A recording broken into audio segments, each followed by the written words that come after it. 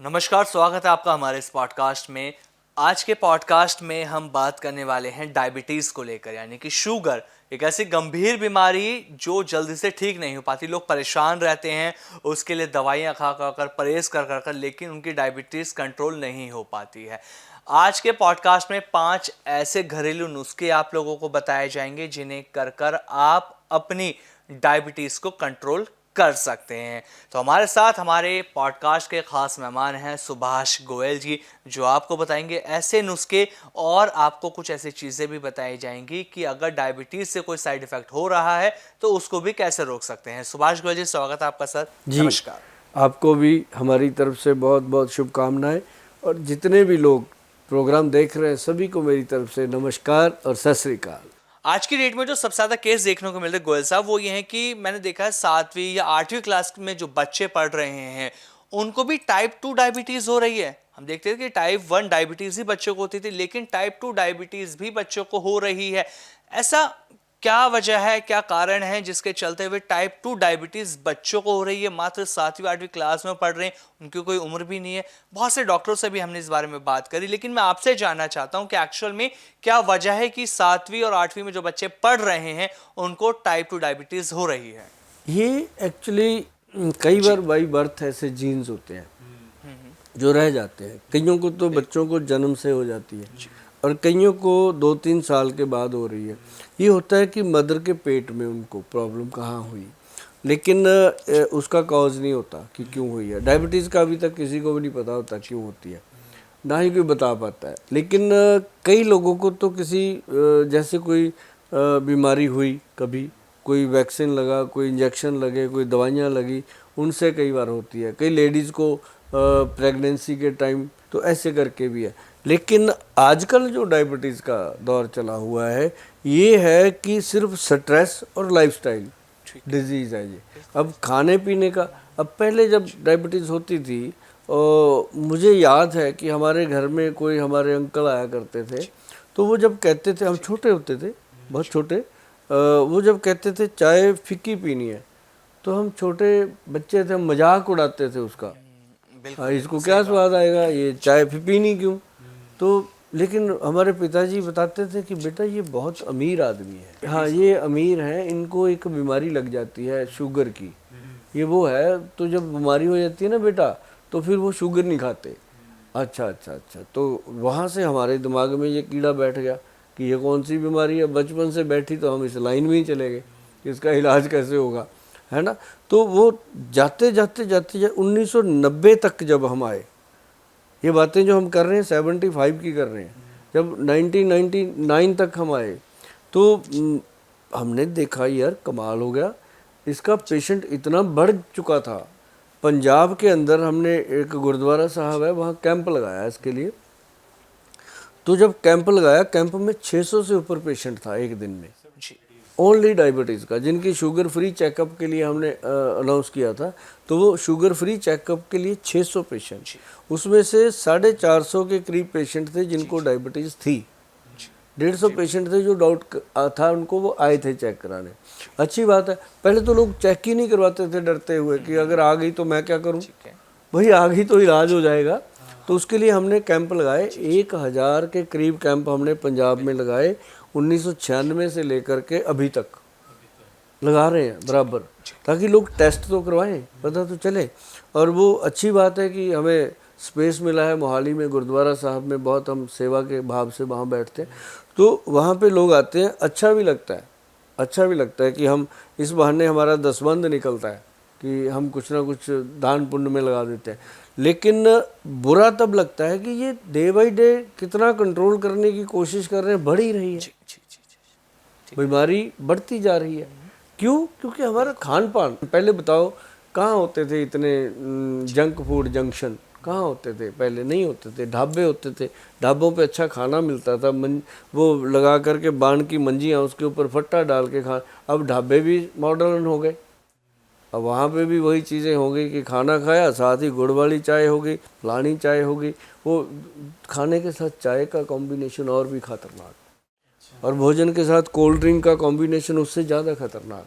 पहले का घर का खाना खाते थे, उसके साथ छाछ लेते थे, लस्सी पीते थे। मतलब गोयल साहब, अगर मैं बात करूं, चाहे वो बच्चे हों चाहे बड़े हों, जो प्रॉपर मतलब खाना ढंग से नहीं खाते हैं, सही खाना, जैसे वो लोग तला भुना ज़्यादा खाते हैं या मैदा वाली चीज़ें खाते हैं, प्रॉपर लोग आज के डेट में एक्सरसाइज भी नहीं कर पा रहे हैं, खुद के लिए टाइम नहीं निकालते, तो ये भी एक कारण हो जाता है कि अगर आप ये सब नहीं कर रहे हैं तो आपको डायबिटीज़ हो सकती है। मुझे लगता है जो आपने सवाल किया था उसका जवाब आपको मिल गया। मतलब गोयल साहब, जो सवाल मैंने आपसे पूछा उसका जवाब मैंने खुद ही दे दिया है ये तो। आप इन्हें दे दिया है ना, क्योंकि बात यही होती है, जब मैं बात कर रहा हूँ आपको समझ आ जाए, यही मैं समझाना चाहता हूँ सामने वाले को, कि उसको ये समझ आ जाए कि ये बीमारी, अगर आप पूछ रहे हो डॉक्टर से कि मुझे क्यों हो गई, ये इसका कारण आप ही हो, खुद ही हो, खुद के दुश्मन।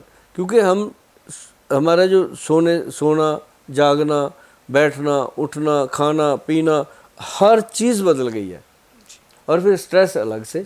मतलब गोयल साहब, जो बच्चे घूमकर खा रहे हैं, जो स्वादिष्ट समझ रहे हैं, वो एक समय के बाद उनके लिए प्रॉब्लम बन सकता है। आज के डेट में जो पेरेंट्स को लगता है कि बच्चा है, कोई नहीं, आगे जाके वो परेशान होंगे कि हमारे बच्चे की इस बीमारी का इलाज हमें नहीं मिल पा रहा। भाई साहब, पहले मोहल्ले में कुल्फियाँ बिकती थी, बर्फ़ की होती थी या खोए की होती थी, ठीक है। अब क्या हो गया, अब आइसक्रीम है, पता ही नहीं क्या है। अब क्या हो गया, अब बच्चे जाते हैं वो मोमोज, हाँ, चाउमीन, बर्गर, वैसे ही उनके मुंह हो गए, तो वैसे ही उनके पेट हो गए। अब जब आता है बच्चा, 13-14 साल की लड़की को लेके पेरेंट्स आते हैं कि इसको पीसीओडी का प्रॉब्लम है सर, इसको जब पीरियड आते हैं इसकी जान निकल जाती है, इसको खाने पीने की दिक्कत है, तो इसी से डायबिटीज़ की तरफ जा रहे हैं लोग। क्योंकि हमारा जो पेनक्रियाटिक सिक्रेशन है, पेनक्रियाज है, जो हमारी ग्रंथि है, उसका रिलेशन सीधा सीधा लीवर से है भाई साहब। अच्छा गोयल साहब, लीवर, डायबिटीज़ और पैंक्रियाज की अगर मैं बात करूं, क्या आपस में इनका कनेक्शन है? हाँ, लोग कहते हैं मुझे शुगर होगी, मैं कहता हूँ पहले तेरा लीवर खराब था, तब कुछ सालों के बाद जाके शुगर ने दस्तक दिया, क्योंकि हमने पहले लीवर को डिस्टर्ब किया, फिर डायबिटीज़ हुआ, डायबिटीज़ के बाद फिर थायराइड हुआ, थायराइड के बाद बीपी हुआ, बीपी के साथ ही कोलेस्ट्रॉल बढ़ा, ट्राइग्लिसराइड बढ़ा, पूरी लाइन लग जाती है, फिर हार्ट आ गया। फिर मैं उनको पूछता हूँ क्या बात है, होलसेल में मिल रही थी क्या इतनी बीमारियाँ इकट्ठी खरीद रखी हैं? हंस पड़ते हैं लोग, है ना। क्यों? ना तो अब वॉक है, वॉक जो है वो सारी मोबाइल खा गया, बिस्तर पे बैठ के एक बार रील शुरू हो गई, चल कल चलेंगे सैर करने, आज तो हो गया सारा काम, इसमें बहुत पंगा हो गया। तो फिर खाने पीने में देखो, हफ्ते में 1 या 2 बार तो इंसान बाहर का ही खा रहा है, किसी भी रूप में खाए, घर का खाना खराब हो गया। तो ये चीज़ें जो हैं, अब एक चीज़ और बताता हूँ मैं आपको, जो डायबिटीज़ का प्रॉब्लम है, आप नोट करिएगा, अगर आप डायबिटिक हो, ये बात तो क्लियर है कि आप ये वीडियो देख रहे हो, या तो आप डायबिटिक हो या आपके घर में कोई डायबिटिक है, या आपको डायबिटीज़ रोग के बारे में जानना है। अगर ये जानकारी सटीक चाहते हो तो मेरी बात को ध्यान से सुनना, कि शुगर होने का एक बड़ा कारण है स्ट्रेस। स्ट्रेस जो है वो ये नहीं होता कि गोयल साहब को भी होगा स्ट्रेस तो आपको भी होगा स्ट्रेस, उसको स्ट्रेस होता है कि हम एक बात को लेके छोड़ते ही नहीं, वो दिमाग में ही अटक गई, और फिर क्या होता है कि हम सोचने लगते हैं। क्या होता है, एक एग्जांपल देके बताता हूँ कि आसमान में सबसे पहले क्या होता है, बादल, फिर बादल करते हैं गड़गड़ गड़गड़ गड़गड़ गड़गड़ करते हैं ना, गड़गड़ाहट होती है बादलों की। तो वो बादलों की जो गड़गड़ाहट है वो पैदा होती है दिमाग में, जब स्ट्रेस लेते हैं फिर पूरी बॉडी में एक बादलों की तरह गड़गड़ाहट होती है। फिर वो शांत कैसे होती है, एक जगह बिजली कड़कती है, बंदे की जान लेके जाती है।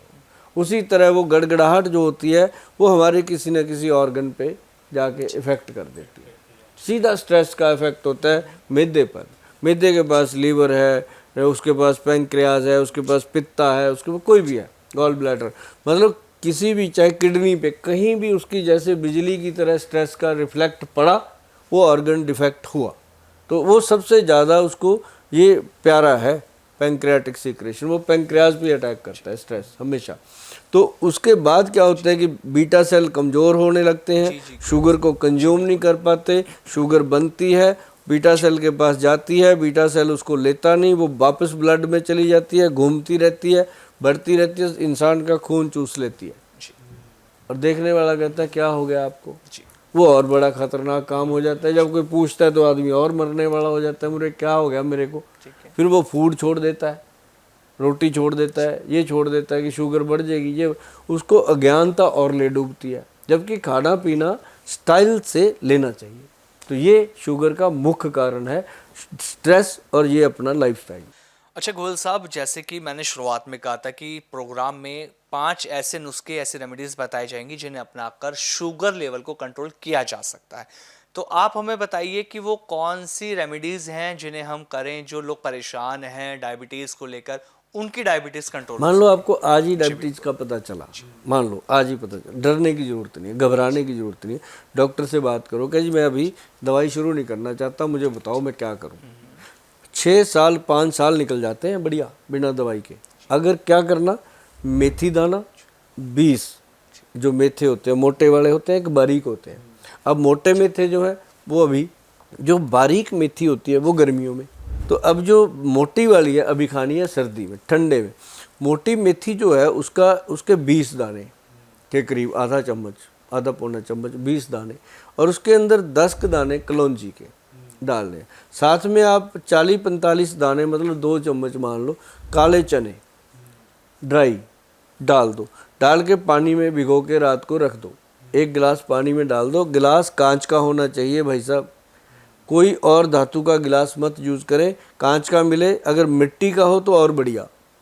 मिट्टी का बर्तन, कुल्हड़ मिल जाते हैं, कुल्हड़ जिसमें चाय पीते हैं लोग, उसमें डाल दो। जैसे अगर कोई कुल्हड़ में लस्सी पी रहा है तो मतलब उसे घर ले जाओ, तो उसमें डाल के रख लो। बहुत बढ़िया बात कही आपने, क्योंकि ये चीज़ें होती है ना, ये नहीं होता कि हमारे पास पैसे की कमी है, ये होता है हमें अच्छा लगता है कि ये हमारा है। तो उसमें डाल के आप सुबह सुबह वो पानी को पी लो, और उसमें जो डाले थे वो दाने वो सॉफ्ट हो जाते हैं, उनको चबा चबा के खाओ। अगर आप बहुत पुराना शुगर का रोग है तो उसके अंदर 1 चम्मच वो डाल दो, मूंग की दाल, हरी दाल, हरी मूंगी, साबुत मूंग, वो डाल दो। उसको डाल करके भिगो दो, सुबह तक वो बहुत सॉफ्ट हो जाते हैं। जब आप चबा चबा के खाओगे ना, उनका अपना ही एक टेस्ट होता है। उसके अंदर मत डालिए कुछ, कई लोग नींबू डाल लेते हैं, नमक मत डालिए प्लीज़ उसके अंदर कुछ। अगर डालना होगा तो मैं बता दूंगा, मुझे नहीं पता कि नींबू नमक होते हैं, पूछो भी मत। कई बार कमेंट में पूछते रहते हैं सर इसमें नमक डाल लें, नींबू डाल लें, तो नींबू नमक डाल डाल के तो ख़राब किया सारा कुछ। तो खाना है तो सिर्फ यही, मेथी दाना मोटे वाला सर्दी ठंडे एरिए में, ठंड में, और बारीक वाला गर्मी में, गर्म एरिए में। तो ये बात पक्का नोट कर लेना, भूलने से अच्छा ये लिख के रख लेना कि मेथी कब लेनी। अब नवंबर, दिसंबर, जनवरी, फरवरी इंडिया में बहुत ठंड पड़ने वाली है, तो लो। कई बार विदेश में ऐसे कंट्री हैं जहाँ आप देख रहे हो वहाँ गर्मी होती है, वहाँ बारीक वाली ले लो। तो अलग अलग जगह पे, तो ये जो फार्मूला है ना जी, हमने आजमाया हुआ है, मैं खुद लेता हूँ इसको। मेरे को कभी जब मर्जी चेक कर लो डायबिटीज़ का। मतलब ये नहीं है कि शुगर के रोगी ही लें, जिसको नहीं है वो भी हफ्ते में 3-4 बार लेंगे तो उनको शायद कभी शुगर नहीं होगी। कई लोग डरते हैं कि मेरी मम्मी को शुगर है, मेरे पापा को शुगर है, मेरे दादाजी को शुगर है। सर हमें ना हो जाए, ये तो सुना है कि पीढ़ी दर पीढ़ी रोग चलता रहता है। तो उनको मैंने ये फार्मूला दे के बचाया। बहुत लोग ऐसे हैं, 8-8, 9-9 बच्चे हैं घर के जिनके दादा दादी को था, ये था, सबको लगाया काम पे, और वो कहते हैं सर शुगर का तो पता नहीं होगी कि नहीं, पर शरीर में अब तंदुरुस्ती रहती है। तो ये एक बेस्ट फार्मूलेशन है। 5 बादाम, 5 किशमिश, 1 अंजीर और 1 अखरोट, ये भी साथ में भिगो दो। 1 कटोरी में वो अपना मेथी कलौंजी भिगो दो, दूसरी कटोरी साथ में ही रखो, उसमें ये चारों चीज़ें ये डाल दो, अखरोट, बादाम, मतलब 5 बादाम, 5 किशमिश, 1 अखरोट और 1 ही अंजीर। कई कहेंगे सर 2 डाल लो, मुझे नहीं बोलना आता 2 डालो, 1 ही डालनी, क्योंकि हमने अंजीर खाना है 365 दिन, और 365 अंजीर का वेट देखो, सारा सामान जो आपने 365 दिन में खाया उसका वेट और अपनी बॉडी का वेट देखो, मैयर होगा। आप देखना उसके बाद इतना सामान आपके लीवर पैंक्रियाटिक सिक्रेशन से जब बाहर निकलेगा कितना वॉश करके जाएगा, उसको आप सोच भी नहीं सकते। तो ये करना क्या है कि पहले मेथी कलौंजी का खाओ, उसके 15-20 मिनट वेट करने के बाद आप ये खाओ ड्राई फ्रूट, और ड्राई फ्रूट जो है उसका पानी नहीं पीना, जो सीड है उनका पानी पीना है, ये भी चीज़ ध्यान रखनी। अब 5वां नुस्खा, जी। पहले बताते हैं तीसरा, पांचवा बाद में आते हैं। तीसरा नुस्खा क्या है कि जितने भी डायबिटिक पेशेंट हैं वो क्या करते हैं, वो मीठा बंद कर देते हैं। ये नहीं होना चाहिए। उनको चाहिए, एक पाउडर आता है बिल्कुल ठीक। डायबिटीज़ कंट्रोल पाउडर के नाम पे है, वैद्यवान.com पे जाके मिल जाता है, वहाँ से वो ले सकते हैं। लेकिन उसके अंदर क्या क्या डाला है मैं बता देता हूँ। अगर नहीं आप परचेज करने में आपको दिक्कत आ रही है तो आप घर पे बनाइए इसको। मैं फार्मूलेशन इसलिए बताता हूँ कि अब तो भैया 60 के हो गए, पता नहीं कितने दिन दुनिया में रहना है, ठीक है। और ये जो वीडियो हैं ये पता नहीं कितने हज़ार साल चल रहे हैं। इसमें वो नुस्खे बताए जाएं जो हज़ारों साल बाद भी चलते रहे, हज़ारों साल पहले चल रहे थे। जो 5-5 हज़ार साल पुराने ग्रंथ हैं उन्हीं से उठा के मैं आपको बताता हूँ ये चीज़ें, मैं कहीं बाहर से नहीं लेके आता। और एक हमारे पास जो पुराने ग्रंथ हैं उसके अंदर एक नुस्खा लिखा हुआ है, वो है जी, उसके अंदर उन्होंने सबसे पहले क्या लिखा, काली हल्दी। सुनिए ध्यान से, काली हल्दी, फिर उसके अंदर लिखी उन्होंने अम्बा हल्दी, फिर लिखी दारू हल्दी, ये 3 तो उसमें हल्दियाँ लिखी थी। फिर उसके अंदर लिखा व्हीट ग्रास पाउडर, फिर उसके अंदर लिखा मोरिंगा पाउडर, ये 2 पाउडर ये दिए उसने। फिर उसके अंदर काली जामुन। अब जामुन तो भाई साहब काली होती है, मैं जब बोलता हूँ लोग बड़े कमेंट डालते हैं, गोयल साहब अब क्या फंडा है, जामुन तो काली ही होती है। अब एक तो काली जामुन होती है जो जुबान को भी अंदर से काला कर देती है, एक होती है वो बीच में वाइट होती है ना, जब हम खाते हैं एक तो सफ़ेद, एक अंदर से भी काली होती है। जो अंदर से काली होती है उसका जो गुठली है उसको ड्राई किया होता है, पंसारी से मिल जाती है वो। जो दूसरी वाइट वाली होती है उसकी गुठली को कीड़ा लग जाता है, पंसारी से मिलेगी, वो थुत्थी सी होगी, उसमें दीमक लगी होगी। जो काले जामुन की गुठली है वो स्ट्रांग होगी, जैसे आपने ये माला पहनी, इतनी स्ट्रांग वो दाने होते हैं, उसको चबाओ तो दांत टूट सकता है, वो नहीं टूटता, इतना स्ट्रांग होता है वो करता है इंसुलिन का काम। काले जामुन की गुठली का पाउडर, वो जो पाउडर है ना जी, वो पंसारी से मिलेगा आपको, चिंता ना करो। उसको जब हम जब बनाते हैं ना जी पाउडर, हमारे पास बनता है 100 क्विंटल बनता है पूरा, मतलब एक ट्रक निकलता है हमारा उस पाउडर का। तो अमेजोन पे भी मिलता है, हर जगह हम दे रहे हैं उसको। लेकिन जो लोग घर पे बना ले, मैं कहता हूँ हमारा काम कम हो जाता है, घर पे बनाते हैं, है ना। तो वो उससे क्या होता है कि वो जब हम उसको गुठली को पाउडर बनाते हैं, हमारे जो क्रैशर है ना जी 6 महीने में जवाब दे जाते हैं, वो इतना स्ट्रांग है। हाँ, उसको आप कूट के थोड़ा पीस के पाउडर फिर बनाना, थोड़ी थोड़ी उसको कूट लीजिएगा मामजस्ता में, फिर उसको अपनी मिक्सी में ग्राइंड कर लो, हो जाता है इजी। अब हो गया काली जामुन की गुठली। ये मैंने इस पे जोर पता है क्यों दिया, स्ट्रेस, कि पंसारी के पास लोग जाते हैं, जामुन की गुठली वो जो उसने दे दिया, कूड़ा कबाड़ उठा के घर पे बना दिया, फिर आके कहते हैं गोयल साहब फ़ायदा तो हुआ नहीं, ऐसे ही बता दिया आपने। अरे भाई जो बता रहा हूँ वैसे करना। और उसके बाद इसके अंदर फिर डाली गई है मेथी दाना। मेथी दाना इसमें डाला जाता है, प्योर फेनोग्रिक पाउडर जो डालते हैं वो। और इसके अंदर हमेशा डलता है बारीक वाली मेथी, कभी मोटी मेथी मत डालना। जो मेडिकल टर्म में यूज़ होती है डायबिटीज़ के लिए पाउडर के रूप में, वो बारीक मेथी यूज़ होती है, ये ध्यान रहे आपको। और जो मोटी है वो इसमें यूज़ नहीं करना आपने। और ये मेथी दाने का पाउडर। और उसके अंदर एक और बताऊं, गुड़मार बूटी की पत्तियाँ ये डलती हैं। फिर एक बिल जो पेड़ होता है उसकी पत्तियाँ, हाँ बेल की पत्तियाँ, ये भगवान शिव शंकर भोलेनाथ पे चढ़ी हुई मिले तो और बढ़िया, सोमवार को जाके ले आया करो, वो तो भगवान पे चढ़ी हुई है और ज़्यादा और मज़ेदार चीज़ बनती है। तो मैं तो लोगों को बताता रहता हूँ, बहुत सारे लोग लेते हैं। तो हर शहर में मंदिर हैं, हर शहर में मिलती हैं, हर गाँव में मिलती हैं। तो नहीं तो बेल का।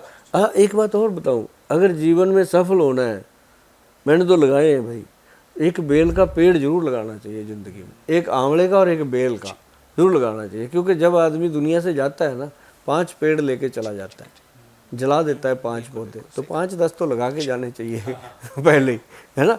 तो मतलब ये हो गई गुड़मार बूटी। अब इसके अंदर सबसे पावरफुल चीज़ क्या है, 10वीं चीज़ इसके अंदर डाली गई है कॉटन सीड। कॉटन सीड किसी ने नहीं बताया होगा, जो पैंक्रियाज के बीटा सेल को ताकत देता है। और बिल्कुल जैसी बीटा सेल की शेप होती है वैसी उस बीज की शेप होती है, जैसे जो चिड़िया होती है ना उसकी जीभ की तरह होता है, बारीक सा। तो वो जो कॉटन सीड है ना जी, कमाल का रिजल्ट आया। जिसको भी दिया आज तक डायबिटीज़ कंट्रोल पाउडर, तो मुझे नहीं लगता कि उसने कभी ऐसी कंप्लेंट करी हो कि गोयल साहब इससे हमारा शुगर कंट्रोल।